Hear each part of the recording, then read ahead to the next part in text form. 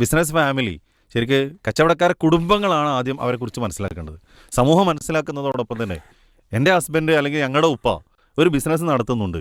ആ ബിസിനസ്സിലെ ലാഭവിഹിതം എത്രയാണ് ലഭിക്കുന്നത്? ബിസിനസ്സിൻ്റെ ഇപ്പോൾ what is the present condition? എന്താണ് ഇപ്പോഴത്തെ അവിടുത്തെ അവസ്ഥ? കച്ചവടമൊക്കെ നടക്കുന്നുണ്ടോ? പലപ്പോഴും മക്കളും അതുപോലെ തന്നെ ഫാമിലിയിലെ മറ്റു അംഗങ്ങളൊന്നും ഈ കാര്യങ്ങളിലൊന്നും ഇടപഴകുന്നില്ല എന്നതൊരു ദുഃഖസത്യമാണ്. അപ്പോൾ എന്നാൽ അമിതമായി ഇടവിട്ടുകൊണ്ട് നടക്കുന്ന സംവിധാനം നഷ്ടപ്പെടുന്ന രൂപത്തിലേക്ക് എത്തരുത്. അഥവാ എന്താണ് വരുമാനത്തിൻ്റെ സ്രോതസ്സ്, അത് നടക്കുന്നുണ്ടോ? ഇല്ലെങ്കിൽ നമ്മുടെ ചില ആവശ്യങ്ങൾ ഒരുപക്ഷെ ആ ലിസ്റ്റിൽ നിന്ന് കുറയ്ക്കേണ്ടി വരും.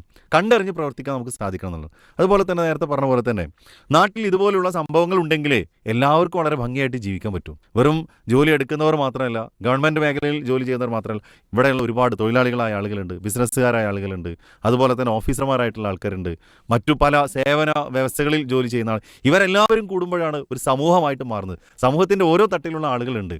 അവിടെയൊക്കെ ബിസിനസ്സുകാരായ ആളുകളെ ഓരോ ആൾക്കാരെ മനസ്സിലാക്കുന്ന